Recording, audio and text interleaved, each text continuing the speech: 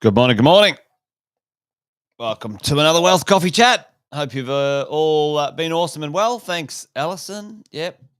Back from Japan. Had a good time. Saw a few things, which was super cool. Interesting to see how a city of 37 million people live, and pretty amazingly, pretty quietly and pretty organised. Yeah, there you go. Pretty amazing place. Very clean and, well worth visiting. Hey, Tim. Good to see you, Tim. Good to see you, Alison, Sonia, Alexis, and fantastic Facebook user. Welcome to another Wealth Coffee Chat, folks. Hope you didn't miss me too much. Andy and Sam filled in for me while I was away. Did they do an all right job? Those two always bring some value to fabulous minds, to amazing thinkers, to great investors. Hopefully you learnt a thing or two from those two. I don't think too much went on while I was away, which is good. It's always the same, but is always changing. But today, I thought we might talk about something that's popped up of recent times. Did anyone notice something the Brisbane City Council has just done? Well, I'll talk about this one tomorrow. The old Queenslanders talking about a rent cap. That rent cap is actually rubbish. It was a conversation of changing the time frame of changing 6 months to 12 months. Anyway, there you go. But what happened just recently? Has anyone been keeping an eye on any of the information about the zoning changes in Brisbane? Did anyone put in the chat if you know what happened or what recently may have happened up in the surrounding Brisbane suburbs? So not the CBD, but surrounding the CBD. What is proposed for one of our favourite suburbs, South Brisbane, and others? Does anyone know? No one knows. Maybe everyone's looking online, going, "Quick, let's have a quick look." But I'll show you. Good morning, Brendan. Higher density, yes, Tim. Well, higher density, but also the Brisbane City Council now is proposing that a new building height,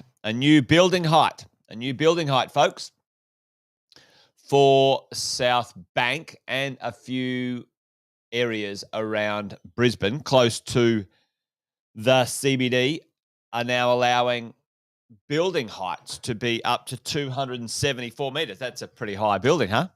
Pretty high building. Well, the same building height as the CBD in Brisbane. And what will that do? What will that do for the Brisbane City Council? Well, they have recognised they've got to challenge a problem with enough properties in Brisbane, and they have a new, there it is there, a new Brisbane Sustainable Growth Strategy to add another 10,000 dwellings to the market. Yep, and we'll see if that occurs. There's still a lot to do when it comes to actually adding a dwelling to a market. However, I wanted to talk about what that might do to values and how these things, how zoning or rezoning actually creates value in our real estate. So there you go. It's So it's almost like doubling the height, folks, which is kind of cool. And for those owners of real estate there, or those developers, well, that might make the site a little bit more sustainable or doable when it comes to developing those properties. So let's talk about what that looks like today. I'm going to talk about the zoning and the value that comes with zoning properties. So let's talk when it comes to what really creates value in the world of real estate. Let's whack that in there. So what really creates value when it comes to the world of real estate, team? For us as property investors, we always talk about, supply and demand. We talk about, quality. We talk about, lifestyle features, the ability to be close to infrastructure and amenities and all sorts of stuff. We talk about the distance from the CBD, infrastructure, et cetera, right? So these are the things we normally talk about when it comes to real estate, but there's an underlying thing from all of these drivers when it comes to growth, when it comes to real estate, when it comes to underlying demand and market growth that underpins right from the beginning a piece of real estate. Yeah, Brendan, that is for sure. And that is one of the downsides. That is one of the downsides of this type of thing. So we'll talk about that in a minute. So what's the foundational piece that holds these pieces up when it comes to their value, their drivers in the marketplace? And that is the zoning of a piece of real estate. And what does that mean? Well, let's talk about that. Zoning is a classification, some letters on a map, and I'll show you in a second, that the council deems of what you can do on a piece of said land. Okay, so let me show you. Oh, actually, let's go back to this. Now, stick with me here this morning because I'm going to show you a couple of little things. So we're talking about, okay, how does the zoning work? So let's talk about what a map might look like, and we work out some of the value of a piece of land, right? So this is what a zoning map looks like. This is Brisbane City. If I turn that off, you can see Brisbane City here. This is South Bank over here. You can see where the cursor is, the river, etc. Now, what they're talking about is rezoning or allowing certain heights on over here and certain suburbs. Okay, so and this hasn't been passed yet, so the new color scheme hasn't been put in, but you can see they have overlong the city. Now, for every single piece of real estate in the city, we can find out what the zoning is, the density, et cetera, et cetera. So how does it work? All right, zoning. Let's cut back to this little map here.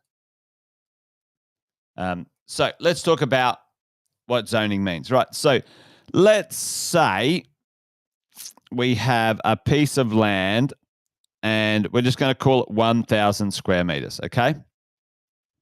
Now, there's a couple of dimensions when it comes to valuing this 1,000 square meters. So regular, everyday property, there are two dimensions we can cover this land in, all right? So tell me in the chat, which is the two dimensions we can build on this land? And it's probably asking a bit of a cryptic question. But anyway, put it in the chat. The two dimensions of adding value to this land, what Sam calls the highest and best use. Okay, best use. Okay, highest and best use. Now, how do we work that out? Well, all maps in the city allow you to have a certain coverage. So 1,000 square meters, you can have a building envelope cover the land to a certain amount. So let's say, for example, you can have 50% coverage with a building. Let's say just a simple housing block of land. Let's just use that. 50% coverage. You've got to have 50% garden space. And how many stories can you go up on this land? You can go up 2 stories. Okay? Stories. So if you think about it, 1,000 square meters of land, 50% coverage, all I can do is build a 2-story house. Okay? Let's talk about that 1,000 square meters of land, and we get a zoning. This is kind of like just a residential zoning, like a normal residential zoning. Now, let's change the zoning to that land to multi-density. All right? And we'll talk about this. Residential piece of land. What's the value of that? A piece of dirt right now, if you try and buy a piece of land of 1,000 square meters up in Brisbane, what's that going to set you back? What's that going to set you back, folks? Do you know? It's probably 800K. 800K right now as we go. Right? So multi-density, same piece of land, different zoning. You can go, all right, instead of one dwelling by 2 stories, you can now have multiple dwellings, whatever that density is. There's certain rules around that. But again, it might have 70% coverage. So 70% coverage. And now it might have let's call it a 3-story limit, 3 stories. So now you can go, all right, well, what can I cover there? And you can now turn that into multiple. So let's say you've got 8 on the bottom, 3 stories. You can go from 1 dwelling to 24 dwellings. All right. 1 dwelling to 24 dwellings. Right. Now, will this land value be the same value as 800K because one piece, right? The answer is no. On average, at the moment, certainly up in Brisbane, what's called a box or a townhouse site, right? A townhouse. This is let's say call that townhouses or apartments, is worth between $100,000 and $150,000 a dwelling box, right? So now that's worth $2.4 million. Same piece of land, right? Same piece of land, just with different zoning, is worth now $2.4 million. All right. 800K, 2.4, not too bad. Now, there's quite a lot of areas that get rezoned for medium density all the time because cities are expanding. And this is a classic example of that happening right now in Brisbane. Right. Same 1,000 square meters, team. Now we have, check this out, same 1,000 square meters, 100% coverage, 100% coverage. And how many stories? 50 stories, right? So let's just have a guess at a rough guess of 50 stories, 100% coverage. Let's call it 8. 8 apartments per 8 times 50. 8 times 50. How many apartments could you put on there? 400. Same bit of land, team. Same bit of land. But now you can go 50 stories up in the sky, 100% land coverage. And if you can have enough car parks and all sorts of stuff, like there's plenty of other mathematics in here, right? Now, if you go, right, that's worth $100,000 a box. What's that worth now? What is it worth? Tim's guessing 20 million. Exactly, Tim. 40 million bucks. Same piece of land with a different zoning, team. Same piece of land, 800 to 2.4 to $40 million. $40 million. Right.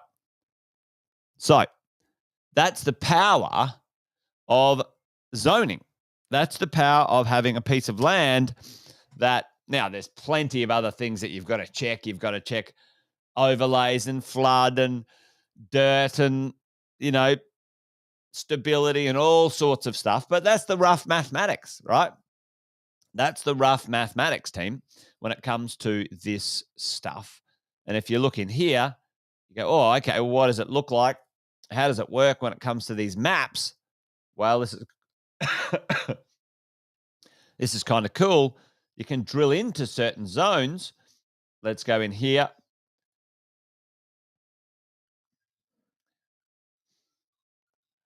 And you can see, can you see this down here? High density residential up to 15 stories, right? So if you could buy any of the, properties in and around this area, and I know that Aria's got one of these properties in here somewhere. Actually, I think it's just here. This one right here. Is it that one? Anyway, somewhere there. No, it's over this side. Over here, they're doing a property there right now called Trellis. Okay, so if we were to look for the things that are going to go from 15 stories to, let's say, 30 stories in Brisbane, this is where we might look. We might look at the red zoning, the red areas, and try and buy all of these properties, any property in here that's developable in the red zones. All right. Or wherever else in Brisbane they're going to do that. Here we go. Community facilities, etc. Wonder what these ones are here. So anyway, hopefully that made sense. Little bit of a slower warm up for me. Just back off holidays, so not fully kicked into gear just yet. Arrived back yesterday, but I thought this was interesting. The idea that the zoning has changed. Now, what's that going to do? Is it going to benefit that area? Yeah, I think it will. I don't think it's going to be 10,000 apartments built all at one time. That's not possible. It wouldn't even be possible right now in Australia. We don't have the people nor the supply to do that. But will it help? It may. It may help medium to long term. It's not going to help short term when it comes to those sorts of things. What are a few of the things we got to look out for? If there is a builder, a developer or two that come in and build some very substandard stuff, then yeah, we've got to keep an eye on that for sure. But for the moment, I don't think that's going to happen because it's still going to need quite an investment to build those properties, even if they were trying to land them as cheaply as possible. It's still going to be, 6, 7, 800,000. Tim, yes. Well, and isn't that interesting? When you own property in an area that has the capacity or the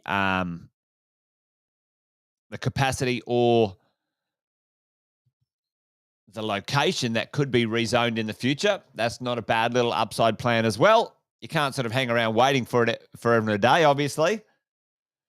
But it's not a bad little benefit if you can make it work. There you go.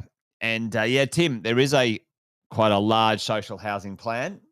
Unfortunately, the government, I think, is going about the wrong way. But I'll talk about that in coming days, actually.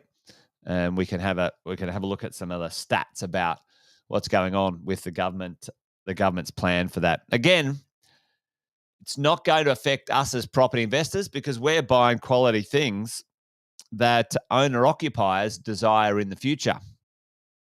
And social housing is not going to be desired by a owner-occupier in the future who would be interested in either buying in or buying your property or properties around yours, which will, use that demand to create value for us as we go along. Anyway, folks, there you go. Wealth Coffee Chat done and dusted for today. Let's put that back in the mix. There you go. Zoning. If your property that you own, a bit of dirt that you own, can put more bits of real estate on it, it's worth more, which makes sense, right? Which makes sense. Ultimately, when you have done the highest and best use of a piece of dirt that you have, maximized its land coverage, its height coverage, its number of bedrooms, its facilities, its amenities of itself, once it's maximized highest and best use, well, what happens then? Well, hopefully you've purchased that in the right area, close to the infrastructure and the demand that's going to continue into the future. And your property will grow in value because of market forces on